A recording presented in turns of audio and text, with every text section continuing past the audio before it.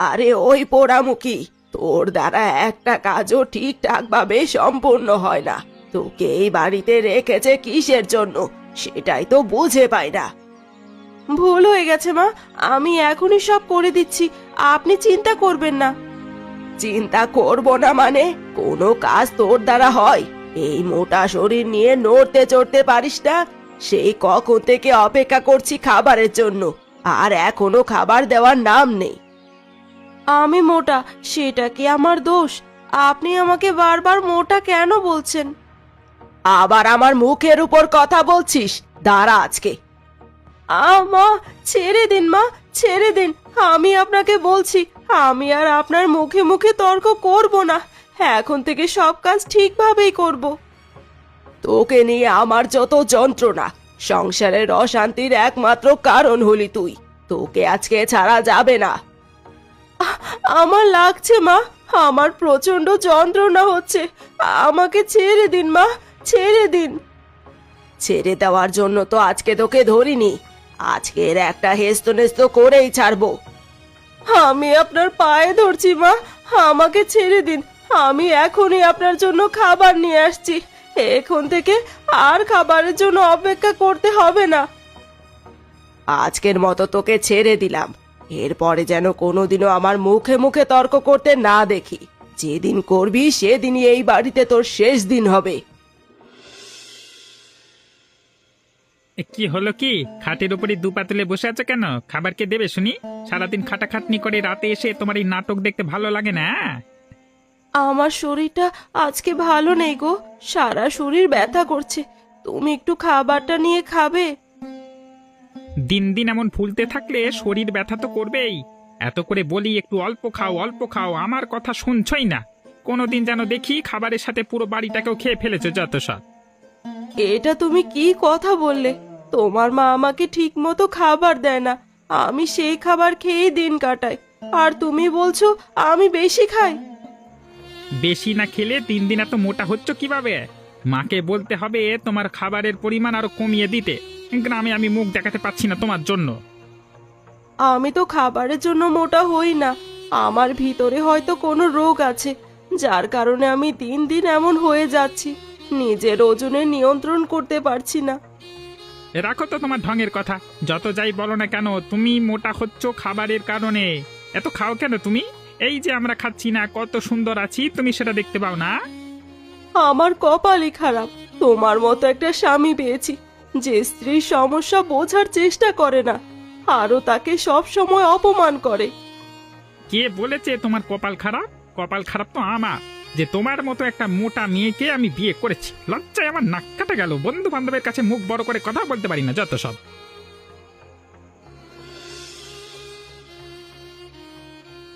কি গো বৌদি, আজকে আসতে তো দেরি হয়ে গেল যে? বিক্রম তো ভাবছিল আপনি নাকি খাবার নিয়ে আসতেই পারবেন না। কেন আসতে পারবো না দাদা? একটু রান্না করতে দেরি হয়ে গেল, সেই কারণেই তো খাবার আনতে দেরি হয়ে গেল। হে, সবকিছুই বুঝি। রান্না করতে দেরি নাকি হেঁটে আসতে দেরি? আপনার যে শরীর, তাতে রান্না করা আর হেঁটে আসা দুটোই আপনার জন্য কঠিন। আপনি কি আমাকে অপমান করছেন? আমার এই মোটা শরীর নিয়ে হাসি ঠাট্টা কিভাবে করতে পারেন আপনারা? বাবা গো বাবা, এত বড় একটা শরীর বানিয়েছেন, আর মানুষ হাসি ঠাট্টা করলি দোষ? বিক্রম, তোর বউ এসব কি বলছে রে? আরে ওর কথা ছাড় তো। তুমি বাড়িতে যাও, এখানে খাবার দিয়ে তুমি বাড়ি চলে যাও। তোমাকে না বলেছি খাবার নিয়ে আসতে হবে না? তুমি বাইরের মানুষের সামনে আমার সাথে এভাবে কথা বলছো কেন? বাইরের একজন মানুষ তোমার বউকে অপমান করছে, আর তুমি তার পক্ষ নিয়ে কথা বলছো? আমি বাইরের লোক হয়ে গেলাম? দেখুন বৌদি, আপনি এ বাড়িতে বউ হয়ে আসবার আরো আগে থেকে বিক্রম আমার বন্ধু, তাই আমাকে আপনি কোনোভাবেই বাইরের লোক বলতে পারবেন না। আপনি যদি নিজের ঘরের লোক হতেন তাহলে আমাকে অন্তত অপমান করে কথা বলতেন না, আমাকে নিয়ে হাসি ঠাট্টা করতে পারতেন না। আপনার সাথে আমার তো সেরকম কোনো সম্পর্ক নেই। এত কথা তো আমি শুনতে চাইনি। তোকে এখান থেকে যেতে বলেছি, তুই যাবি। তুই সেটা না করে দাঁড়িয়ে দাঁড়িয়ে আমার বন্ধুর সাথে তর্ক করছিস, তারা তো দেখাচ্ছি রে।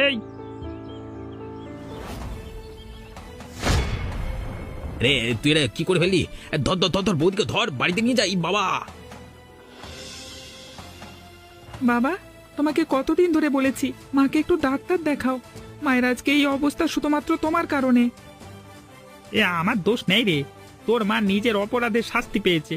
সারাটা দিন আমাদের বাড়ির লোকজনকে জ্বালিয়ে মারে, এখন আবার বাইরের মানুষকেও জ্বালাতে চাচ্ছে না। আমি তোমার কথা কোনোভাবেই মানতে পারছি না বাবা। তুমি মাকে আঘাত করেছো, মায়ের চিকিৎসা করাওনি, যার কারণে মা এখন পঙ্গু হয়ে গেছে। এখনো যদি চিকিৎসা না করাও তাহলে মা হয়তো কোনো দিন উঠে দাঁড়াতে পারবে না।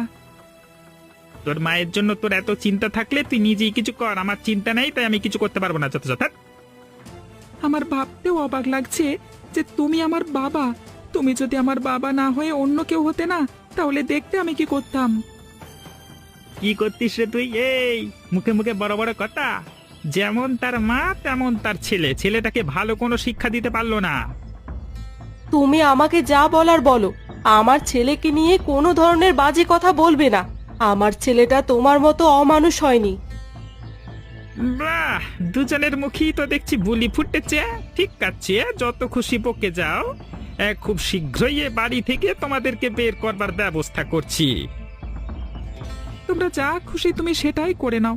তুমি শুধু এটুকুই করতে পারবে, আর কিচ্ছু করতে পারবে না। আর কিছু করবার মুরত নেই তোমার।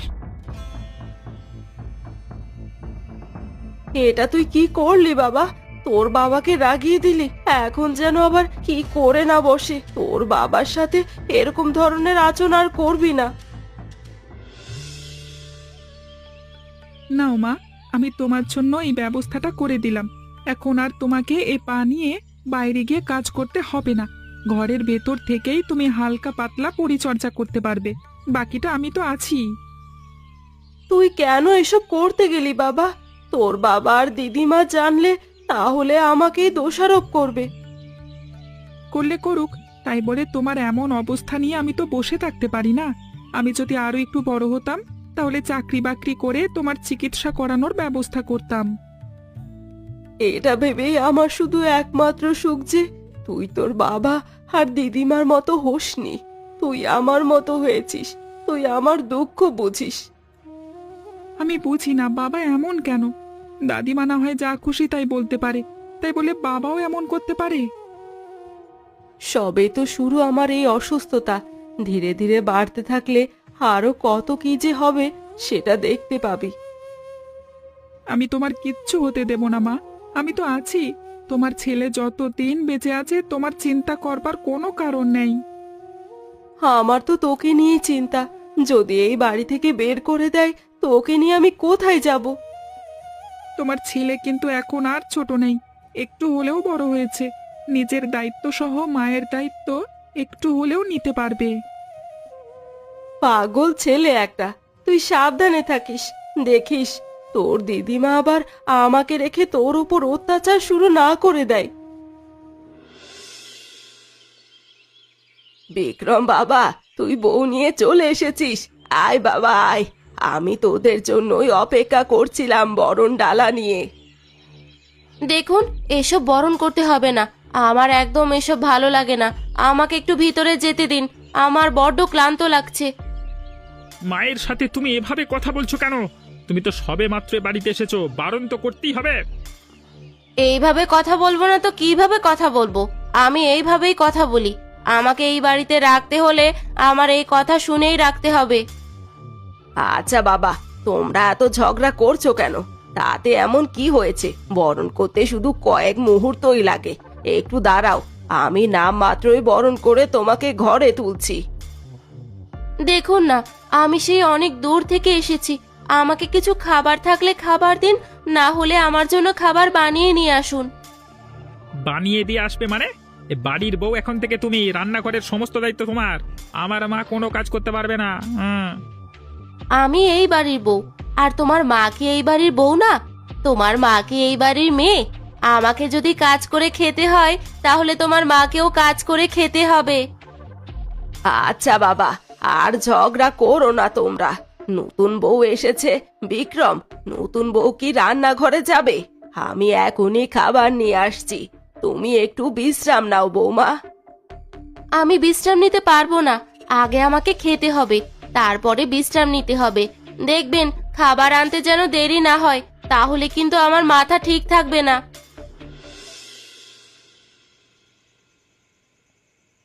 বাহ, ঘরের মাঝে এত সাজানো গোছানো একটা সবজির বাগান, এটা করলো কি শুনি? ওসবের কথা চিন্তা করতে হবে না। আমি আগামী কালকেই সমস্ত সবজি বাইরে ফেলে দেব। ঘরের মাঝে এই জঙ্গল ভালো লাগে নাকি? কি বলছো তুমি? এত সাজানো গোছানো বাগান তুমি ফেলে দেবে কেন? ঘরের মাঝেই তো আছে, দেখতে তো ভালোই লাগছে। তাছাড়া সবজির বাগান কি তোমাকে এসে কামড় দিচ্ছে নাকি? আচ্ছা, তুমি এভাবে কথা বলো কেন বলো তো? তুমি কি সহজ সরল ভাবে কথা বলতে পারো না? না গো, আমি সহজ সরল ভাবে কথা বলতে পারি না। আমি মেয়েটা একটু চালাক তো, তাই তাই তোমাকেই এই কথাতে অভ্যস্ত হতে হবে। মনে তো হচ্ছে তোমাকে বিয়ে করেই ভুল হয়ে গিয়েছে আমার। হ্যাঁ, আজকে একদিনেই বুঝতে পারলে আমাকে বিয়ে করে তুমি ভুল করে ফেলেছো?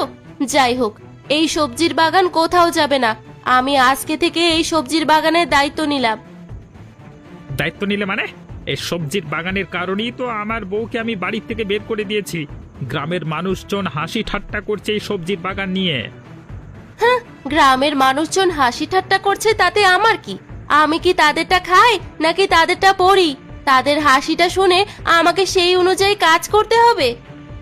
তোমার এসব কথার কোনো দাম নেই। লোকজনের মন মতোই থাকতে হবে। এখানে আমাদের মান সম্মানও বলে একটা কথা আছে, ঠিক আছে? তোমাদের আবার মান সম্মান আছে? নিজের ছেলে আর নিজের বউকে বাড়ি থেকে বের করে দিয়েছো, তারপরেও আবার তোমাদের মান সম্মান বাকি আছে বলে তোমাদের মনে হয়? এবার একটু বেশি হয়ে যাচ্ছে না? আমি কি করেছি না করেছি সেটা আমার একমাত্র ব্যক্তিগত ব্যাপার। এর মধ্যে তুমি নাক গলাতে আসবে না। তাহলে আমিও কি করব না করব সেটাও আমার একমাত্র ব্যক্তিগত ব্যাপার।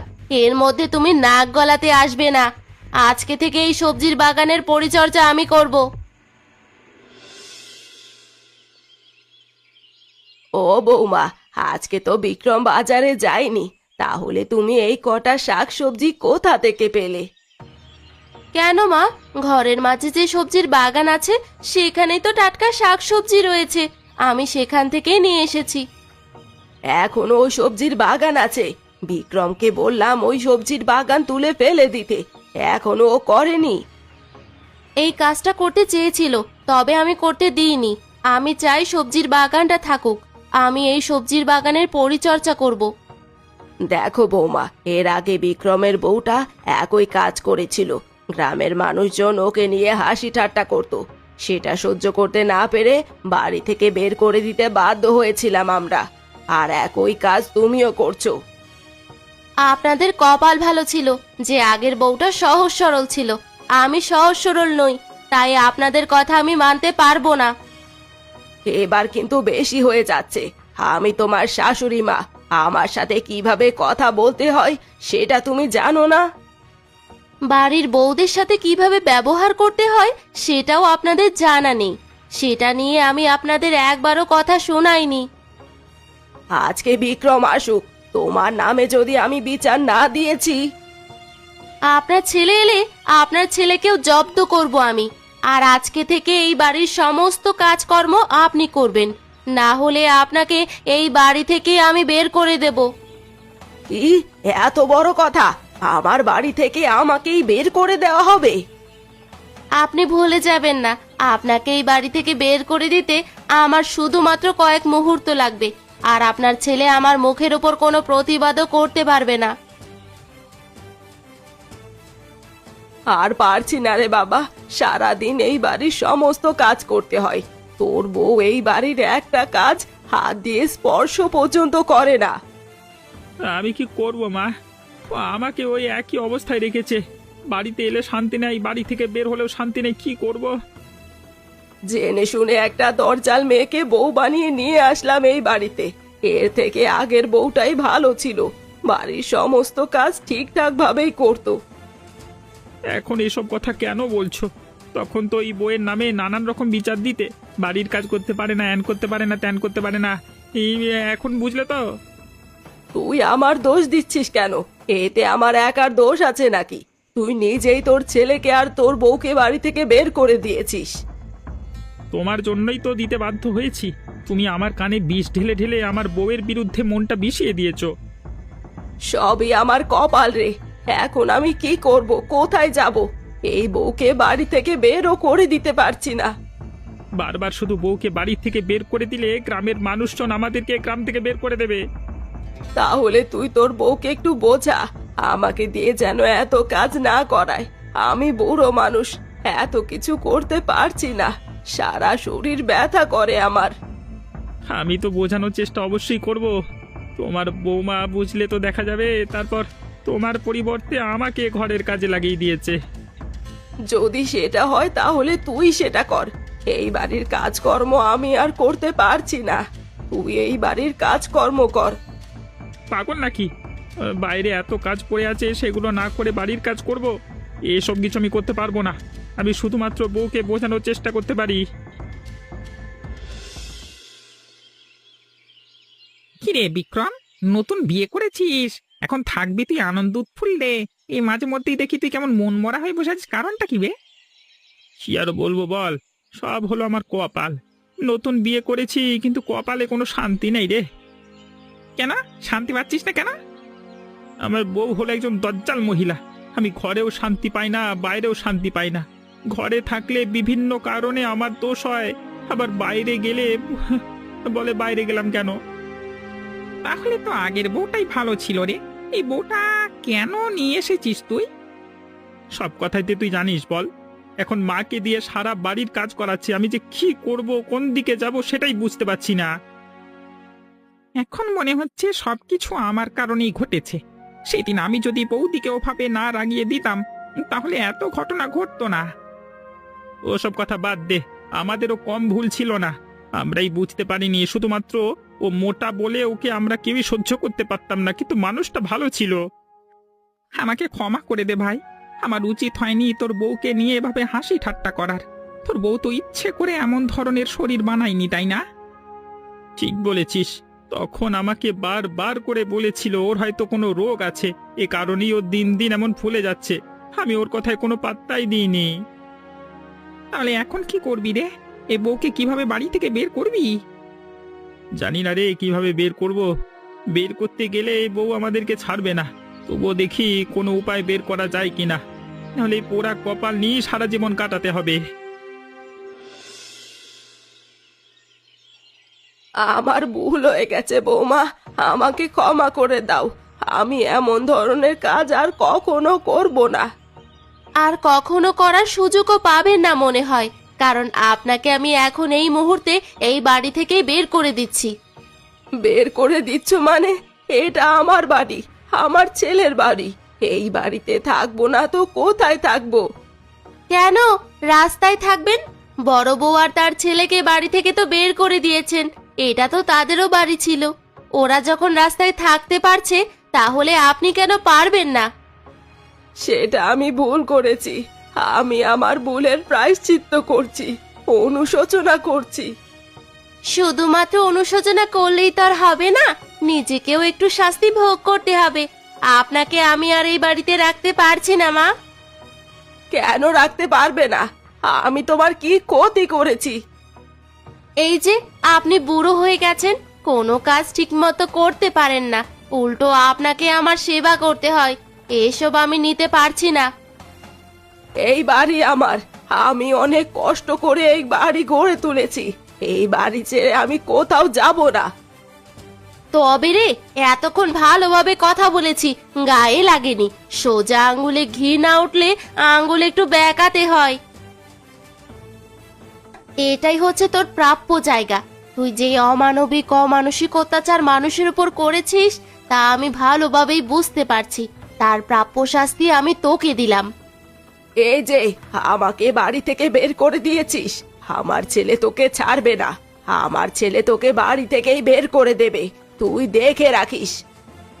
তুই আবার এখানে বসে কথা বলছিস? তোর ছেলে আমার কিচ্ছু করতে পারবে না। হ্যাঁ, তুই এখন এখান থেকে যাবি, নাকি আমি ঘর থেকে বটি নিয়ে আসবো আর তোকে কুপিয়ে মেরে ফেলবো? বাড়িতে কেউ আছো? আমাকে একটু আশ্রয় দাও গো। এত রাতে আবার কে এলো? মা, আপনি এত রাতে আমাদের এখানে? আপনি কোথা থেকে এলেন? আপনার এই অবস্থা কেন? কে? বৌমা নাকি? বৌমা, আমাকে একটু আশ্রয় দাও না গো। আমি আমার ভুল বুঝতে পেরেছি, আমি তোমার সাথে অনেক অন্যায় অত্যাচার করেছি। একদম নয় মা, এই মহিলাকে আশ্রয় দেবার নাম মুখেও আনবে না। তোমার মনে নেই আমাদের কি অবস্থায় বাড়ি থেকে বের করে দিয়েছিল? আহ রিশান, তোর দাদিমা হয়, তোর দাদিকে আশ্রয় দিবি না কেন? আমি কি তোকে এই শিক্ষা দিয়েছি? সব সময় তোমার কারণেই এমন হয়। তুমি আমার কোনো কথাই শোনো না। যে মানুষটা তোমার উপরে এত অত্যাচার করেছে তাকে তুমি কেন আশ্রয় দিতে যাবে? দাদুভাই তো একদম ঠিক কথাই বলেছে, কিন্তু দেখো তোমার উপরে আমি এত অন্যায় অত্যাচার করেছি, তারপরেও তুমি আমাকে আশ্রয় দিতে চাইছো। আর আমি কতটা নিকৃষ্ট। সেসব কথা এখন বাদ দিন, আগে বলুন আপনার এই অবস্থা হলো কিভাবে? কিভাবে আবার? ছেলেকে হয়তো আরেকটা বিয়ে করিয়েছে, সেই বউ হয়তো বাড়ি থেকে বের করে দিয়েছে। জিজ্ঞেস করো, এমন কিছুই হবে। দাদুভাই একদম ঠিক কথাই বলেছে, এমনই হয়েছে। বিক্রম একটা নতুন করে বিয়ে করে নিয়ে আসে, আর তারপর থেকেই আমার উপরে অত্যাচার করে আমাকে বাড়ি থেকে বের করে দিয়েছে। আপনার ছেলেকে আপনি আবার বিয়ে করিয়েছেন? যাক, ভালোই। আপনাকে তো আর আমি ফেলে দিতে পারি না। আসুন, আপনি ভিতরে আসুন। কিন্তু আমার ওই বাড়ি ঘরের কি হবে? সেটা নিয়ে আপনি চিন্তা করবেন না। আগামীকালকে আপনাকে নিয়ে আমরা সেই বাড়িতেই যাব। প্রয়োজনে আপনাকে ফিরিয়ে দিয়ে তারপরেই আসব। তবে রে বুড়ি, তুই আবার এসেছিস?